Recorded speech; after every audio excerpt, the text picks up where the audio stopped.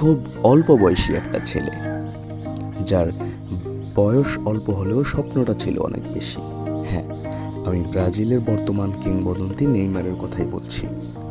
আপনারা জানেন নেইমারের রেকর্ড সম্পর্কে, নেইমার সম্পর্কে।